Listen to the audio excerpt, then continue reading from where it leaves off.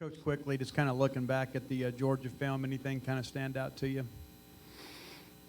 Not really. I thought it was a hard contested game. I thought both sides played hard. I thought, just erratic stuff as big plays. So when we got hurt, it was on big plays. When we did good things, it was big plays. And, it really wasn't that far off as far as the score. I mean, it's just because, it's about 5 plays away, really. Because there are a number of ways we could have easily scored 2 more touchdowns and given up 2 less. So, Mike, I'm curious. A couple of years now of being here, how do you kind of approach the last week or 2 here, where you have 2 games, about 10 days? Do you delegate work at all? Is there anyone that's looking at Ole Miss film already, or are you entirely on East Tennessee State? Yeah, you do a little of both. Part of it is you've been, watching it all year long. With regard to the other teams you play, you end up. Watching Ole Miss quite a bit anyway, as far as who they play in common. So, and not just them. I mean, you could stick, other than maybe a team or 2 from the East, you could stick any of them at the end, and you watched a lot of film on them. It's been shared that it was your preference to play this East Tennessee State game at 11 to kind of get it done. So what's your thought process behind that, and how much of an advantage do you think that'll be? That would have been falsely shared, and I think that they play just as well at night as they do during the day. As a matter of fact, I think our fans perhaps may enjoy it more then, but regardless of when we have games, there are great times to have games, so we go ahead and play them, Obviously, you guys get a little break from the SEC gauntlet this week. I guess, how do you keep your guys locked in on ETSU rather than kind of looking ahead to Ole Miss next week? You try to do what you should have been doing the whole time, which is just trying to improve yourself, trying to be the best player you can be and improve your skills. I mean, that's what you got control over. I mean, it's important to know what the other guy's going to do, just so you adjust to his particular characteristics. But this business of all of a sudden you're going to change dramatically how you improve because of what the other guy does. You don't have any control over the other guy. You got control over yourself, or at least you do if you'll take it. And that's what we need to do. Mike, I think it was after the Kentucky game, you put a lot of the offensive struggles. You took a lot of the blame, on yourself there, and the few weeks that have followed that, obviously still some offensive struggles. I guess, what do you think maybe you guys from the sidelines could do differently to maybe get the offense going in these last couple games? Well, we played some really good opponents, so I think that makes it challenging. I think the better we protect, the better we play, and then just kind of a combination of everybody getting on the same page as far as executing, and again, I mean, we still have the call out for. I'm looking for some receivers that really want the ball, that just determined to have the ball every play. And, right now we got a group of nice guys that like each other, like the ball, like the team, like the social activities that go along with it. But, we want somebody that, just really wants the ball for the sake of having the ball because, they believe they're better with it than the other guy, the seat next to them. What have you thought of Massimo in the kicking game past couple weeks? Seems like it's kind of improved. I think I think it's improved. I think it's definitely improved.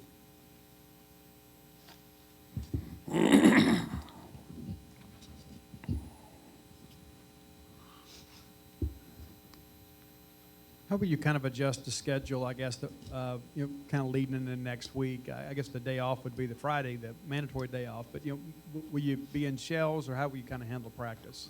Yeah, you lighten it up. You try to get some work in, both mental and physical, but you got to lighten it up too. Yeah.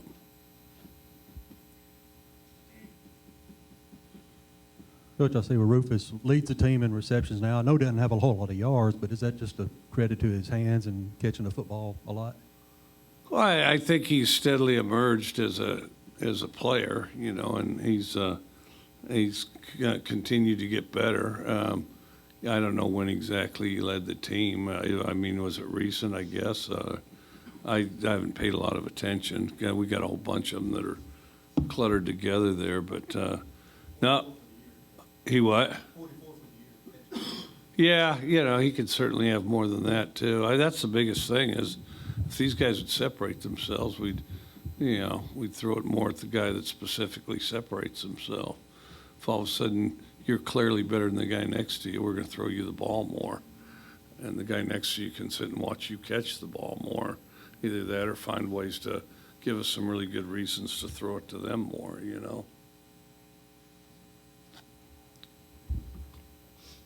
We've seen the last few games, in the past defense, guys like Colin Duncan, Sean Preston come up with some pretty big plays, but also a lot of explosive plays allowed. I guess what's kind of maybe the middle ground you guys can, find there and get some more consistency? Well, we got to get that. We do a good job running to the ball, do a good job getting turnovers, and have been affecting the quarterback some recently. But then you just leave stuff blatantly there, just a little too much space. And, we were explosive as far as turnovers and shutting down some plays, but also giving some up, When you guys win the opening coin toss, what goes into your decision whether to defer or receive? Not much. Usually we receive it, I mean, if the other guy wins, they usually give it to you, so we figured we'd try to make it a little more routine.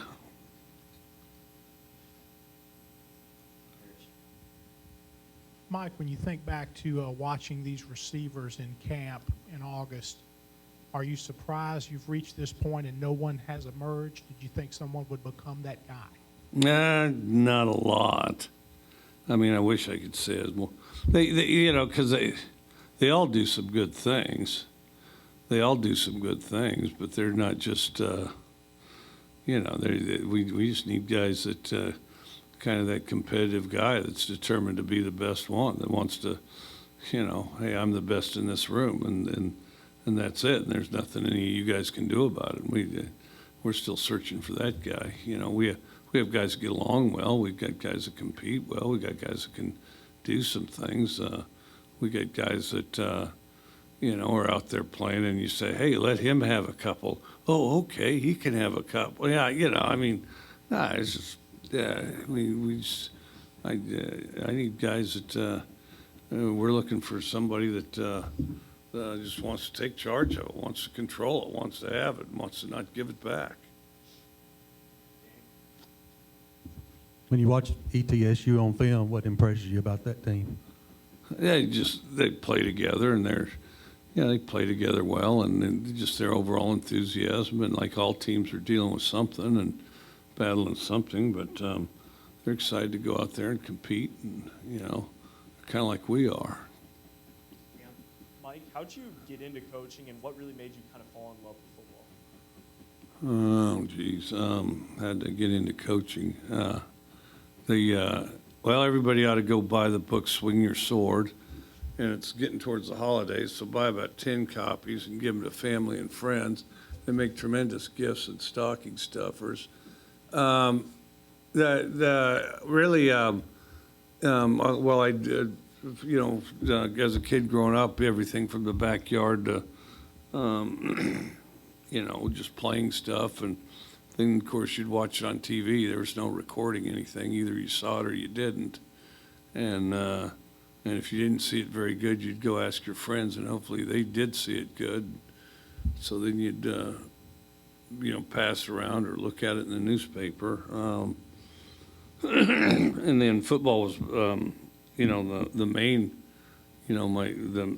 my main priority. And then, then baseball. And then, of course, in the summer when you're not in school and not working, there were baseball teams all over. So pretty young, I started coaching a baseball team when I was 15. And in Wyoming, it was easier to drive around a vehicle when you're 15 than maybe it is some places. And so every summer from 15 through my sophomore year in college, I had a baseball team. So, I'd work all day and then, go coach my practices or games or whatever, and kind of got the coaching bug there. And then as I got to college, I figured, that I wanted to coach, but I was going to go to law school. And then it's like, well, do you become an attorney, or you coach when you retire, or you coach in your spare time? And I didn't know a lot of attorneys with a lot of spare time. I mean, it may look like it. I mean, it's like, like when somebody like really made it, they didn't have any spare time, but boom, they'd go on a cruise for a week and then, be back to the grind, and then, so then it became, coach I figured I'd coach a year, 3 years, and then get it out of my system. And then I've been coaching ever since. So, but yeah, after law school, I started coaching, and then, but wanted to immerse myself in it, do it full time, because I was already broke, and once you're broke, it's like, yeah, it's kind of like, they can only kill you once. I mean, they can try to do it more times, but heck, you already did the first time. They already got you, And so then, so I owed the federal government $50,000, which may as well have been $500 million, because they were just as likely to get that as $50,000. And yeah, and just I would take classes in between to defer my student loans. So I got a number of classes and courses and stuff that I may or may not use, or maybe already have, who knows, and to defer the loans, and then anyway, so I'm still coaching. We talk about wide receivers. Who do you think's the best wide receiver you've had over the course of your coaching career, and then how did they separate themselves just from a mental perspective away from the rest of that receiving corps? Oh, I've had a bunch. I've had some great ones too. There was a time, and this comes to mind because they were in kind of close proximity to one another. But at nearly every stop, I've had some really good ones. Just read about a guy I had at Washington State today, Kyle Sweet. How about that? Goes over there, bounced around the NFL a little bit, goes to Barcelona, single guy, bounces around, plays all over Barcelona, has a big time, like leading receiver in the league or something like that. Now he just signs a contract with some team in Paris, so he's going to do the same thing. I mean, you talk about a guy that knows how to play receiver and be a single guy. I mean, what a deal, huh? And then plus, if you knew this guy, it's I mean, I guarantee you, in his case, it's as fun as it can possibly be. And I'm going to have to take a road trip, go out there and supervise, see how Kyle's doing, see if he's keeping his hands together when he catches the ball. Now, I went through a run, though, at Texas Tech, where in close proximity had Wes Welker, Danny Amendola, Michael Crabtree. All three of them were incredibly confident people. And that's one thing that they all have. They're incredibly confident, and not always rationally confident. Sometimes it's just irrational. Oh, geez, and Wes would get pissed, but because I referred to him as a chicken hawk, and somehow he viewed that as insulting, because he reminded me of the chicken hawk on Foghorn Leghorn. And you'd go in there, and there'd be these guys from all over the state of Texas and Oklahoma and Louisiana, just, chiseled up, muscles everywhere, tall, won the state championship in some kind of sprint or something, towering up there and looked like $1 million, but, in their face, there was a little bit of doubt, just a little bit of doubt. I'm a freshman at a Big 12 school, just a little bit of doubt. And then there's Wes Welker sitting there, chest puffed out, head high, did not win the state championship in anything that involved running, and ready to go, and confident. I mean, confident. Yeah, all you had to do is look at him. It was very clear. He knew who was on top, and he knew who the best receiver in the room was. And if you looked at it physically, it was like one of the most irrational thoughts a guy could have. He started every game he had as a college football player, left as the all-time leading punt returner in the history of college football. Danny Amendola, kind of similar to that, just a real gritty guy. Just one of those guys that physically you just can't overcome him because he never quits. Under any circumstance, he never quits. And then, and so he is incredibly competitive. And just refused to lose. I mean, these guys refuse to lose. I mean, we're not going to leave the field, okay, unless it was clearly resolved that they won, they weren't going anywhere. And then the other was Michael Crabtree. Now, Michael Crabtree was an incredibly talented guy. Michael Crabtree, well, he was a first round pick for one, but he was a guy that could have played Division I basketball. When you'd go to his basketball game or something, and he's going to score 50-some points. It would score more than occasionally the entire other team. And just tirelessly worked on his skills. Was kind of a loner. Got along great with everybody, and everybody loved him and respected him. And part of it is on the field, he is fearless. Off the field, kind of a shy, quiet person, but on the field, fearless. And, just the ultimate in dedication, motivation. You'd be in the office watching, because I watch film late at night, and I'd be in there watching film. You'd sense movement out there on the practice field. Something's moving. It's too big to be a rabbit, and then you look out there and, well, Michael Crabtree's got a, he's got a Coke can, he's got a dip can, and he's got a big gulp cup set up out there, and maybe a torn up cone where he's set up something where he's running routes and working on coming out of his cuts. And you go out there and you go, Michael, it's midnight. He goes, yeah. He goes, yeah, it's no big deal. I was sitting at the apartment and just got to thinking, if I come out of my cut like this instead of like this, I'll get the ball sooner and I'll be able to get upfield quicker, and I can make the first guy miss. I go, yeah, well, that looks pretty good. Let's see it again. And he'd do it again. I go, how'd you get in here? I go, this thing's locked up. And it was like one of those deals with the barbed wire fence where it didn't have razor wire, but where they leave the sharp things going at the top, He goes, that's easy. I got a pair of cleats at home and just keep them at home, and just threw them on, climbed over. He goes, I do it a lot. And then, he worked at it harder than other people did. The other thing, he's tougher than other people were. All three of those guys were tougher than other people were.